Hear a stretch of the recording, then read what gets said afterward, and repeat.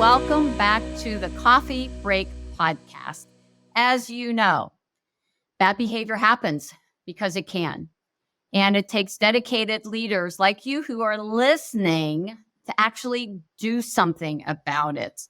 And today we get to have a chit chat with Amy Visser-Lynch, the Chief Nursing Officer at Mount Ascutney Hospital, who has really she's put a stake in the ground to say, no way, we're not tolerating bad behavior anymore.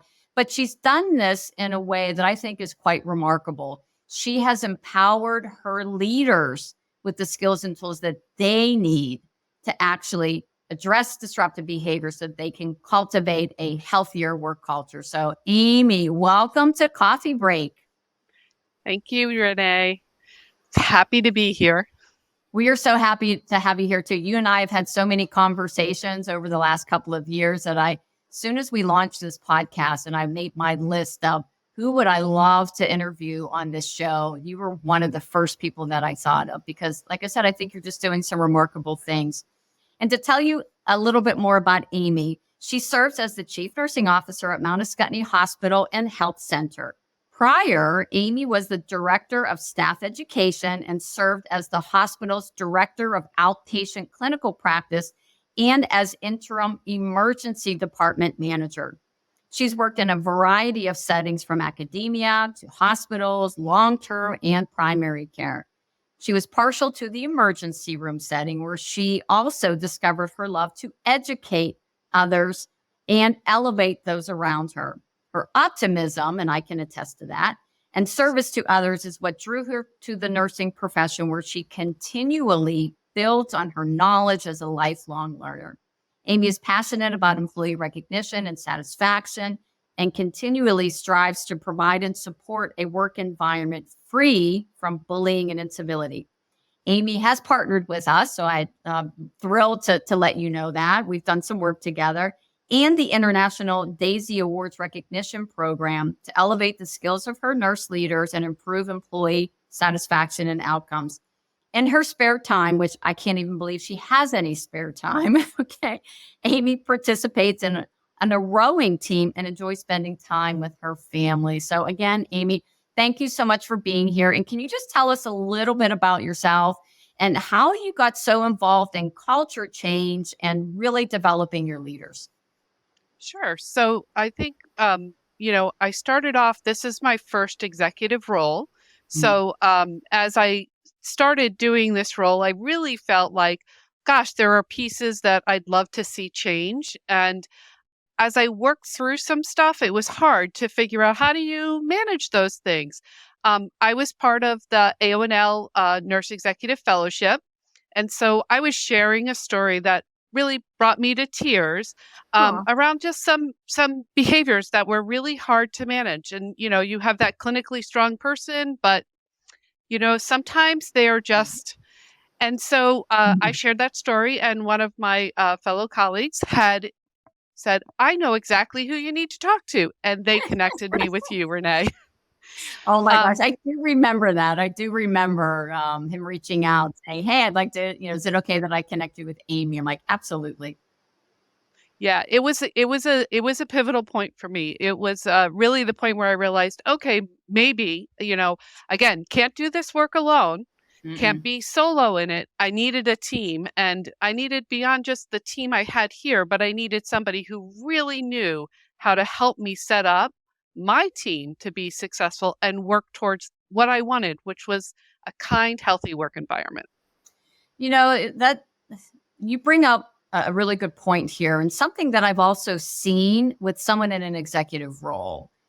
There are so many times where an executive, it could be the CEO, the NO, the OO, they get into this role and they think they have to know everything. They have to be so competent in everything. And I find a lot of times that they're less likely to reach out and say, I need help with this situation, because they feel that it's a sign of incompetence. When what you're saying, Amy, it's actually the smartest thing that you can do is to say, I need help. And whether that help comes internally, because there are a lot of resources internally, but sometimes that help needs to be external, and that's exactly what you did. And we believe in a partnership between what we can do as an external, guide, and what you have currently internally. It's that partnership. Yeah. Yeah. And I think, having that partnership, we had you come back and we did that large leadership retreat, introducing all of our leaders to Mhm. what it is to do this, what it is to be, as Brene Brown would say, clear and kind. Clear is the kind way to do it, right? So we want to be clear. We want to make sure that people understand. But the other piece that I think, which is what really has helped me here, is the the leadership tools in allowing my leaders and empowering my leaders and giving them those pieces around what they need to create that spot where people are holding each other accountable. It's not just that the manager does it, right? A really good performing team, the manager doesn't really need to be the person doing that because the Right. staff, the team is doing that with each other. And Mhm. so how do we get there? It's a journey. We're not fully there yet, but we continue to work at it. Well, I don't know, Amy, if I've ever shared this with you. I say this, but I say it a little under my breath when we're working with an organization like yours and a group of leaders. That once we start this journey towards a healthy work culture, we actually never arrive at the destination. You are never done. And trust me, we're not saying that we need to make you consultant dependent on us. That's not at all what I'm saying. What I'm saying is when you're working on your culture, when you're developing your leaders, when you're developing your employees, when you're developing yourself, you're never done. Things change, some people leave, you hire new people. And so just getting that mindset, and that's what I appreciate about you, Amy. You have that mindset of being a voracious learner and recognizing that journey, you never end. You're always on that path. So what are some of the things that you've done to really hardwire this continuous improving and learning, especially with your leadership team who are so busy? They're so busy. Like, how do you do this? We meet on a regular basis, and during those meetings, we do actually set aside specific amount of time each time in those meetings for the first 15 minutes to talk about our healthy workforce environment. What is the challenges that a leader might be having? Is there a specific person? As you said, the people change in the environment and it Mhm. changes the whole dynamics, and so everything shifts. And so we've got to be able to adapt and figure out how to manage. It's also part of those relationships, right? How do Mhm. we build a relationship? And some are easier to make than others, right? Ours was really easy. There are other people I could meet and not quite so easy. But making those connections and those relationships happen and kind of making sure that we talk about it consistently. It's always part of the conversation. I think one of the other things that we do that you shared with us was to say, what's the rumor on the street? Yes. What are people saying? Because that's where that's where you decide where you need to move forward next. And so I think we utilize that a lot. We use it Mhm. in our larger leadership meetings, and I use it with my targeted leaders that report to me, and we do that on a regular basis. And I think it helps to keep the conversation and it up in the forefront of everybody's part of their work life. Mhm. Yeah, and so you've said so many great things. I want to go back and unpack a few of them. Mm. You did mention that I did go there for a retreat, and it's not the retreat that I want to talk about. It's the fact that it wasn't just nursing leaders. No. You had all of your leaders there. There was the facilities director, your Mhm. chief medical officer was there, HR was in the room, everybody was there. We tend to focus in developing our teams in these silos. So nursing leadership, physician leadership, operations, ambulatory care, patient care services. And we don't always come together as an organizational leadership team. And that was so smart on your part because how can you hold your nursing leaders accountable for holding their people accountable if the physicians aren't doing that? Mhm. If respiratory is not doing that, if HR isn't on the same page? And was that difficult to get their buy-in for them all to come? And, can you talk a little bit about how you did that?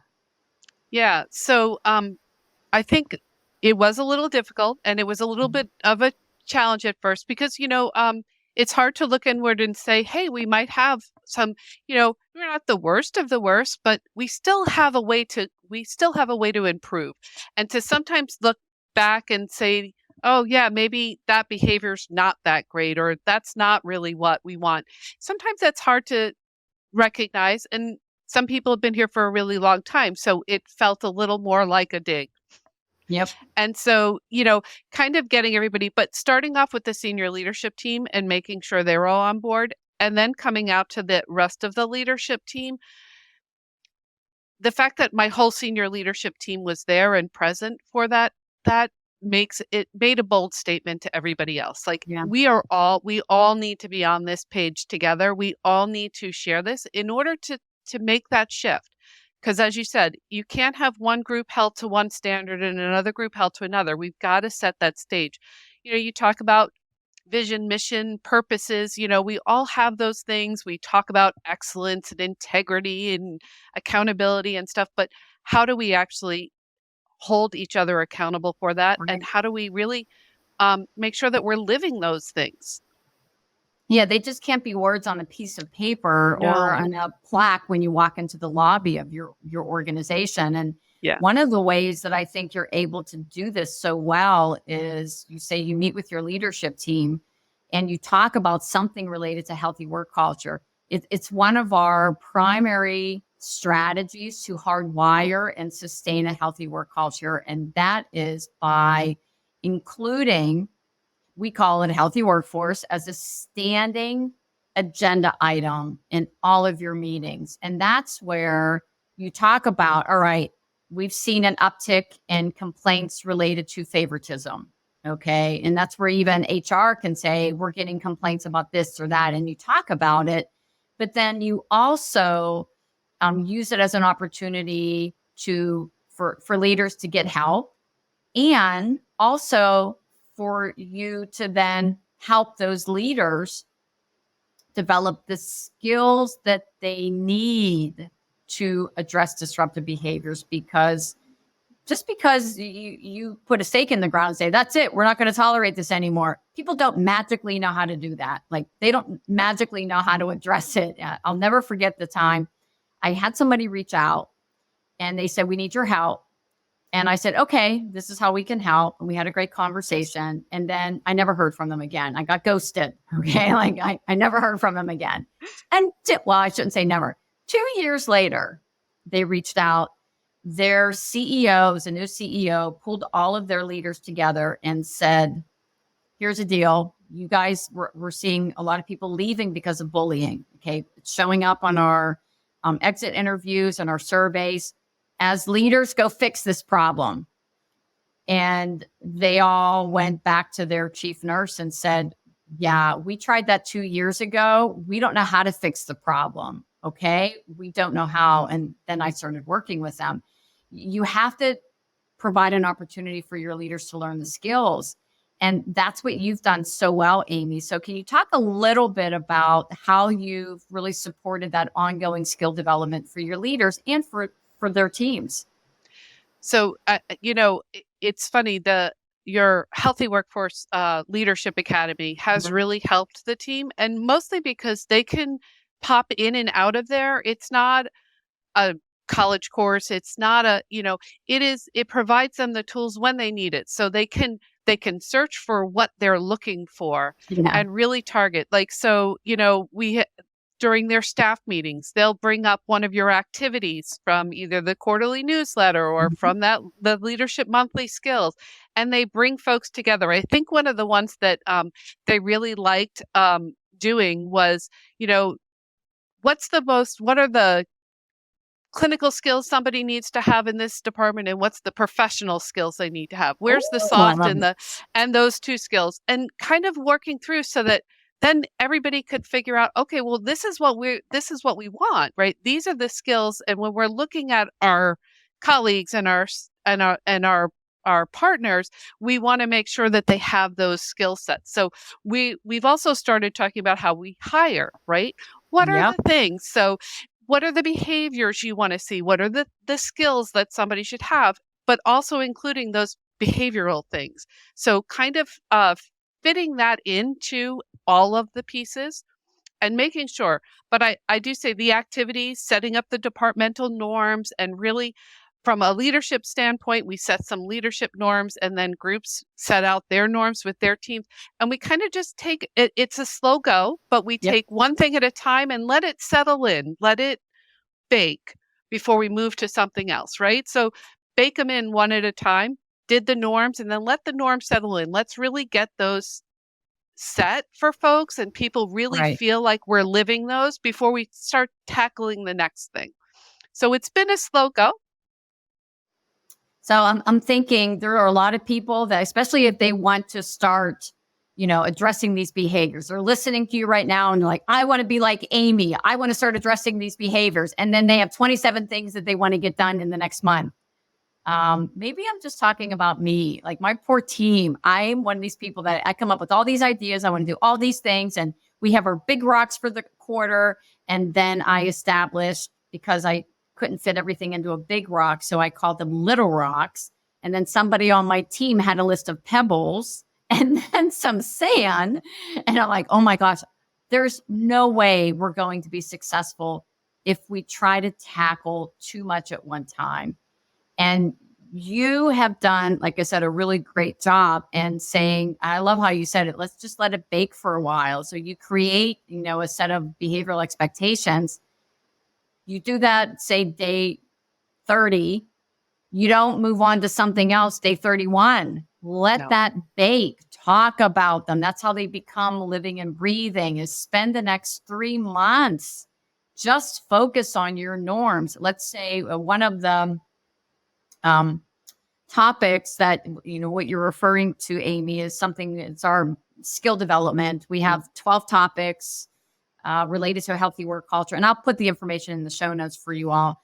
But it's, assertive communication. How do we have honest and respectful conversations with each other? How to reduce gossip is another topic. How to give and receive feedback. And, there's 12 of them, and each one has an article, an activity, a tip sheet, a video.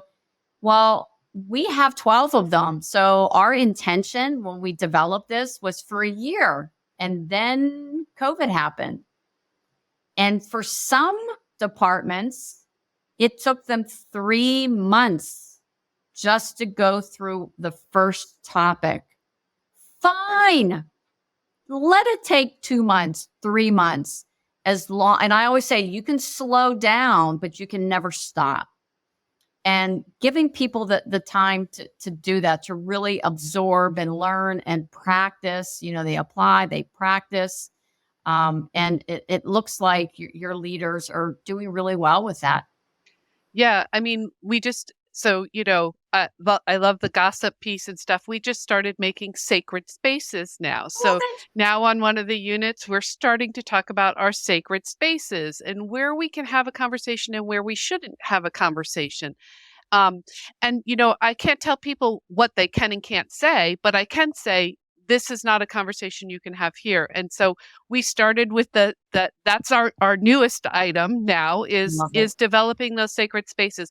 And I think again, it's slow, but it does make a difference. And each little thing, I remember the book, The Compound Effect, Renee, Yes. Yes. right? Dick So Marty. Mhm. yep, yep. And so I think you even sent me that book I after did. we had a conversation.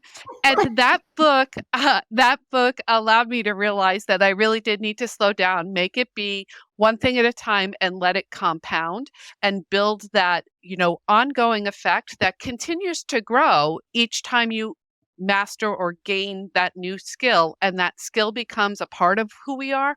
Now the next skill allows us to keep building on that. And it really does help. And that compound effect is there. Yeah, that's a book that I reread every year around Christmas time. So between Christmas Day and New Year's Day, I always reread that book. And it's very similar. And I'll have the link to this in the show notes, along with James Clear, who wrote Atomic Habits. And it's similar where to fully grow, improve, master anything, it's small pieces done repeatedly over time.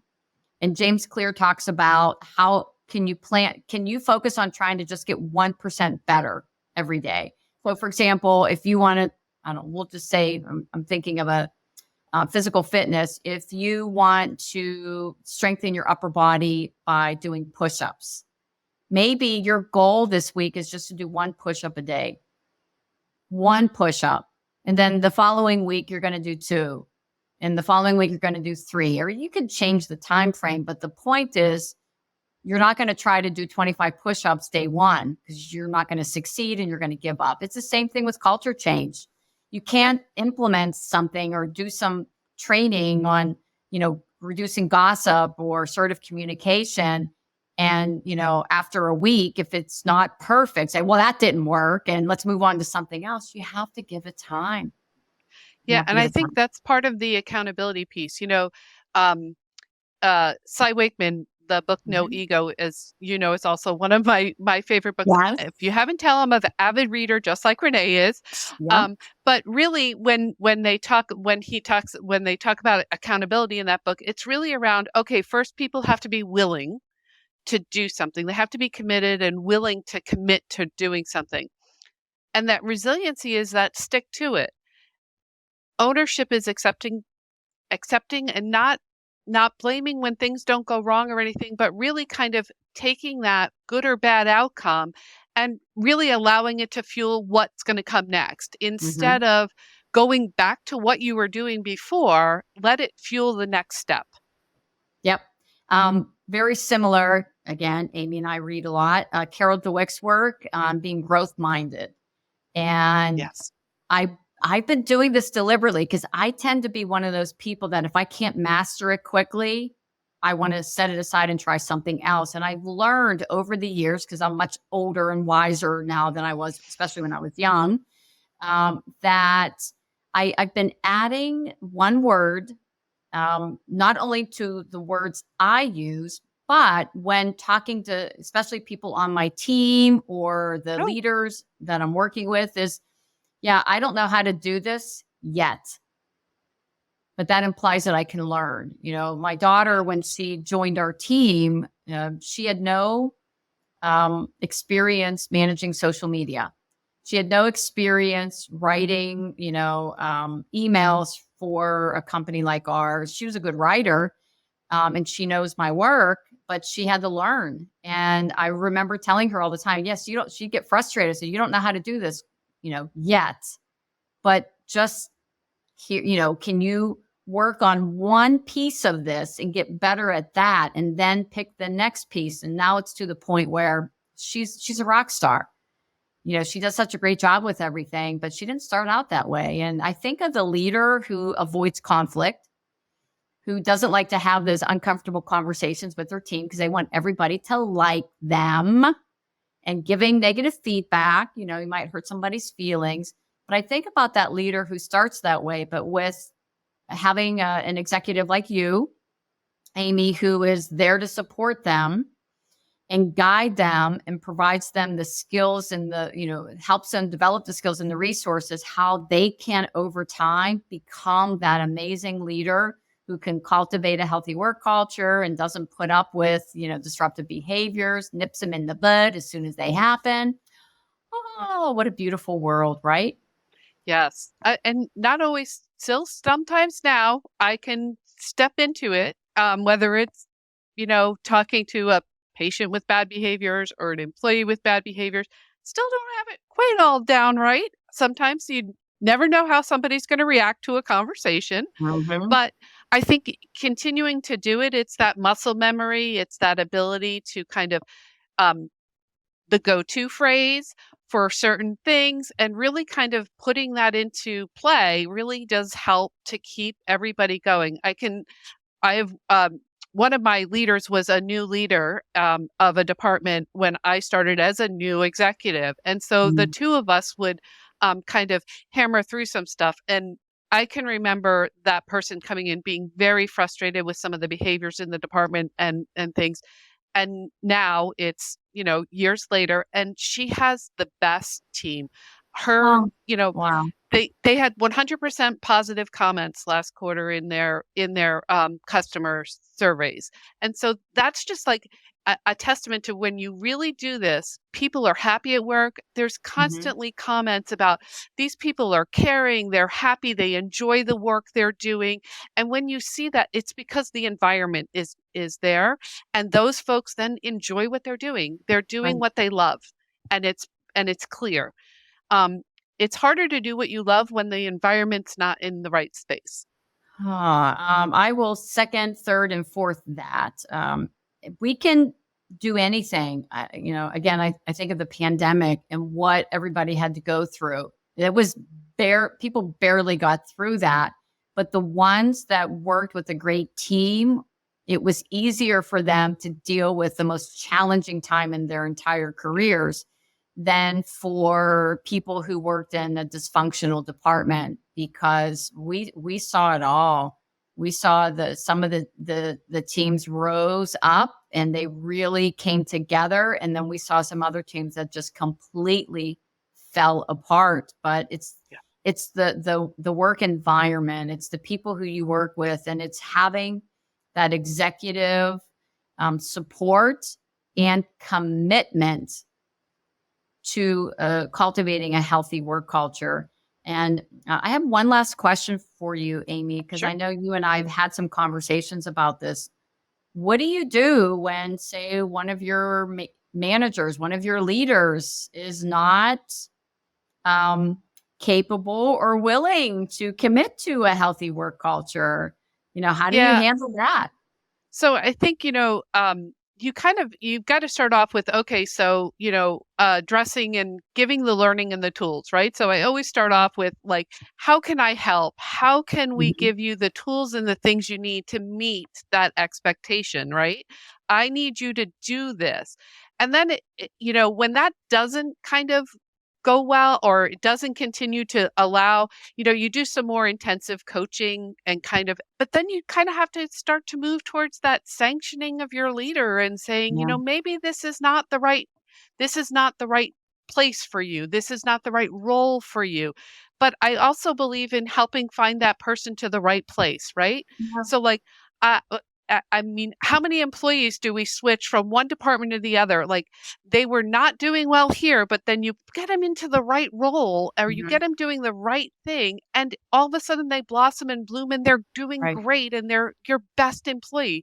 So I think it's really recognizing who has those skills and who's willing to learn them and put them to use, right? Because there's Right. always, if it's not your mojo, it's not your mojo. Yeah, you're right. And I look at, as you said, those employees. I always think of that nurse who wants to work critical care, brand new, right out of nursing school. They want to be an ICU nurse, or they want to work in the emergency department, and are completely overwhelmed, not doing well. They almost see it as a demotion to go then to a step down or a med surge department. But I always say it's all how it's spun.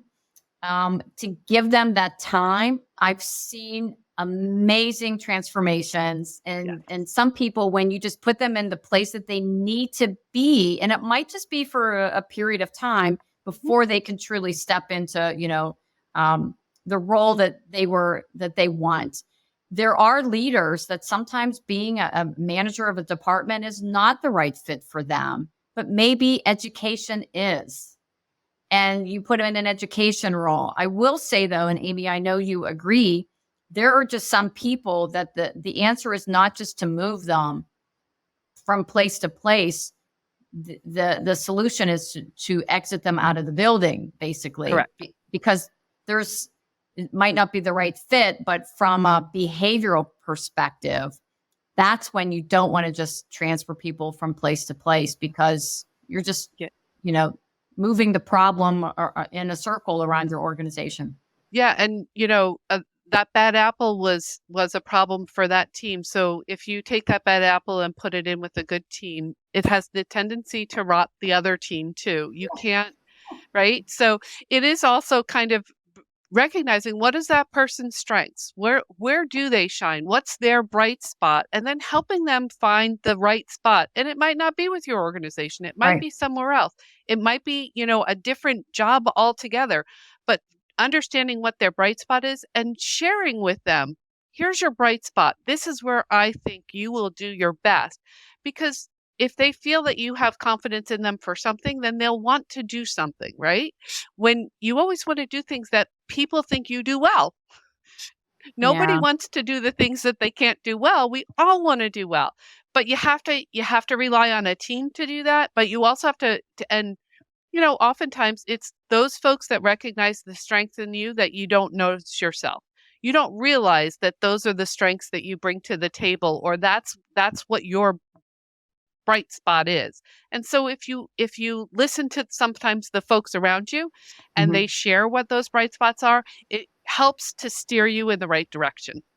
Yeah, that's one of the things that I love about you, Amy. You're saying you have to, see the bright spot in people, find the goodness in people, because it's always there. I always say, even if you have the most abrasive human being in your organization, they didn't start life that way. Everybody starts with goodness in us, and then sometimes life just gets in the way, and everybody has a story.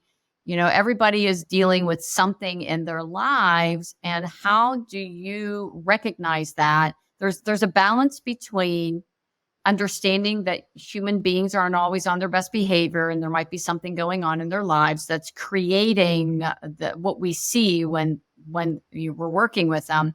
So that compassion, that grace, but then also you have to get to the point where you say, okay, if you're not capable or willing, then this is no longer a good fit for you. I care about you. However, you have to care, about the organization and the patients that you're serving, because that behavior, depending on what the behaviors are, impacts all of that and impacts the bottom line. It really does.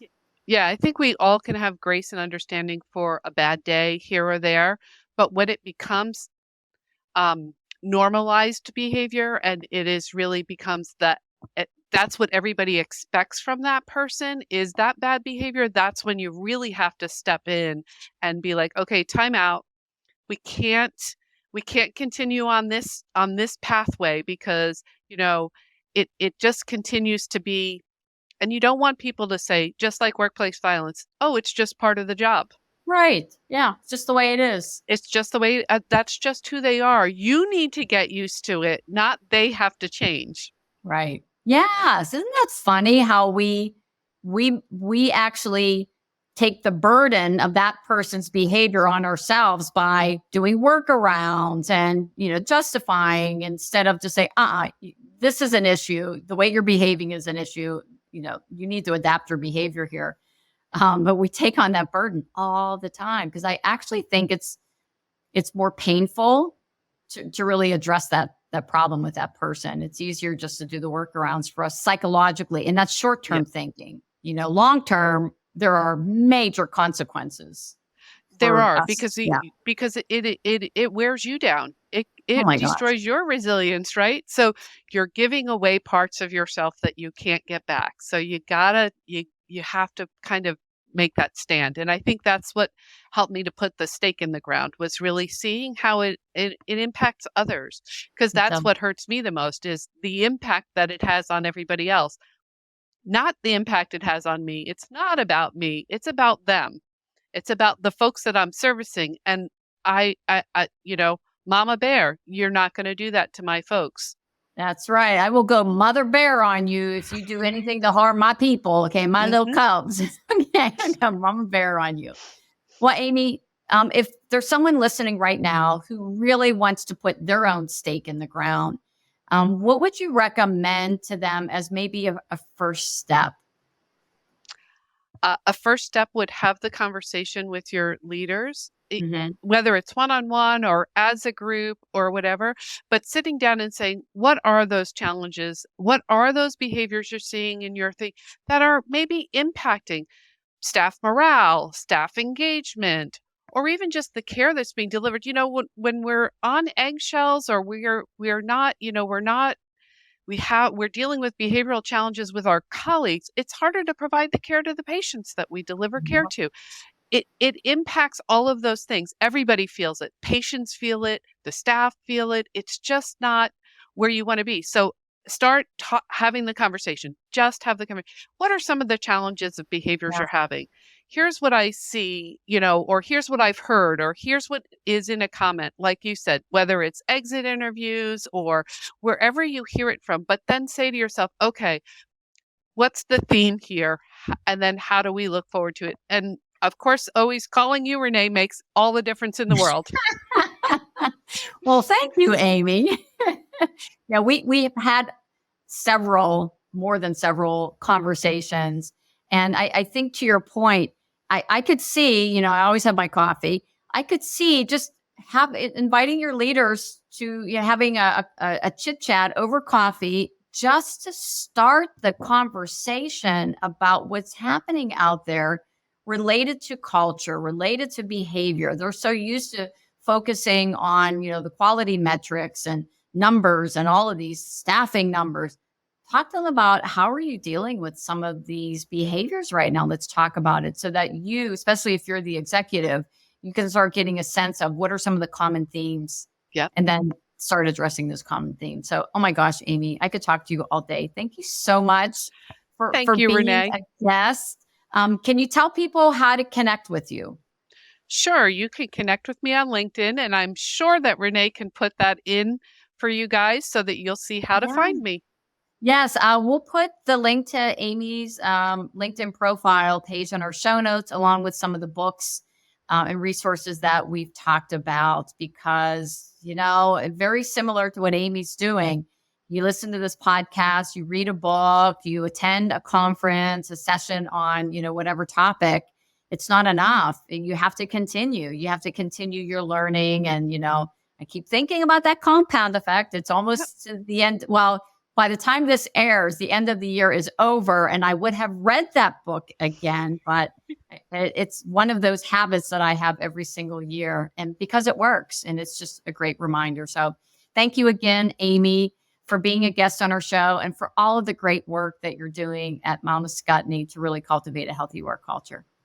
Thank you, Renee. It was a pleasure to be here with you. Enjoyed the conversation as always. Me too. And I just want to thank all of you for listening, for carving out time in your busy day, because I know you're super busy, and for all of your commitment to doing your part to stop the cycle of bullying and incivility. We have important work to do in healthcare. And as I say, no time for shenanigans. Okay. We have important work to do. So just remember that the way we treat each other is just as important as the care that we provide. Thanks, everyone. Take care.